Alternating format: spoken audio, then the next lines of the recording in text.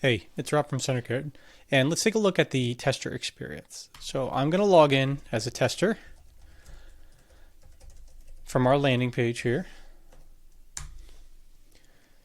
And once I get in, I'm at the project home.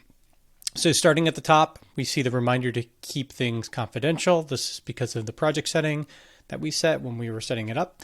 The next thing that we have here are our 3 feedback types. So on both Beta and Delta Edition, you are locked into our 3 issues, ideas, and praise feedback type. This is, every project we run with these. The other editions, the Pro and Team, allow you to kind of create your own custom feedback types and make differences to them. But this is what you really need to get up and running. And essentially what this is, the issues are the bugs, the problems that testers run into with your product. The ideas are the areas for improvement, what essentially mapping out your future roadmap. And then the praise is the things that testers love about your product. Really helpful for knowing when you got things right, when it really matched the market, and also for information for maybe your marketing and sales department about what really resounded with them. So from the top, testers can come in, they can click on view issues, and they can take a look at all the issues or ideas and praise that are in the system and collaborate on them. In fact, let's take a look at that real quick. Let's click on view issues, and we'll see the feedback list. From here, testers could, refine their search or look at the newest ones and whatnot. Let's say I was in here testing and product was scuffed out of the box, and hey, that happened to me as well. I could click me too right here, and I would essentially upvote that. It would increase the value of that piece of feedback, which I'll talk a little bit later. Or I could come in here and say, this happened to me too. Very upsetting. And let's just say my shipping provider was UDS. And now I've dropped a comment in there, and we can engage in a collaborative experience back and forth. Maybe one of the project managers is going to want a tracking number, something they could reply there in a comment with that. And then I'm also going to click me too and say, this happened to me.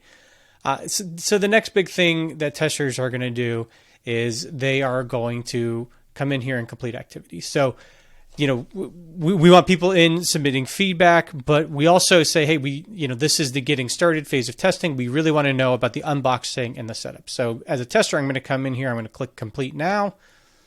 And I've got some direction. I'm going to review the packaging of the device. They're really looking for the overall organization, how easy it was to unpack, how clear the instructions were. This is that activity text that we filled out when we were creating the feature. So I'm going to say, yes, I completed this activity. And now here's where it gets pretty interesting. If I select 5 stars for this, not only are we collecting that 5-star rating to let you know kind of aggregate how good the product is doing, but we're going to ask them if it did something specific to earn the 5th star. And if I say yes, when I hit complete here, it's going to take me to a praise submission form. So I'm going to say environmentally friendly packaging was a nice ad. And we're going to spell that correctly. And then when I come into here, it's going to take me to submit this piece of praise. So I'm going to say this was part of unboxing.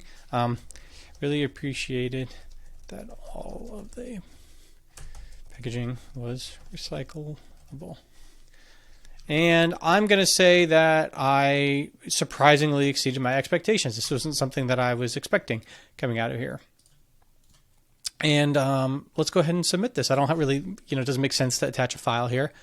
And now I've submitted a piece of praise, and I still have one more activity to do, setup. So let's go ahead and complete that. And let's say maybe I had a problem when I was going through setup. So let's say like it was crashing when trying to create my account or something. So I'm going to say, yes, I completed the activity. And let's say no. And I'm going to say, yeah, something went wrong. It wasn't this Wi-Fi not being detected issue I already submitted. It was something else. And I'm going to complete and submit an issue. I'm going to say crash. Crashing on startup. So this is a great example. Predictive Match is saying, hey, there's already an issue in here. from the test administration side, we don't want a lot of disparate pieces of feedback that are essentially having the same problem. We want to consolidate all that feedback into one place. And so I'm going to say this is a match. And effectively what it's doing is it's creating a second occurrence of it, but it's housing it under the one piece of feedback. And I've completed all my activities for the week. So that's good news there. We get a little celebration. And I'm encouraged to continue submitting feedback. And so that's kind of like the basic tester loop that they go through here. Now, if I come back to my homepage here, I can see my scores. I'm blocked. Maybe they update that and they kind of unblock me so I can create it. I can come back and say, yeah, I submitted it. And again, here's where we use the star rating to kind of drive feedback. If I give it a 3-star rating, it's going to ask me if I experienced any other issues. And if I say yes, again, it's going to take me to submit an issue. If I say no, it's going to ask me if I have any other ideas about how this could work better.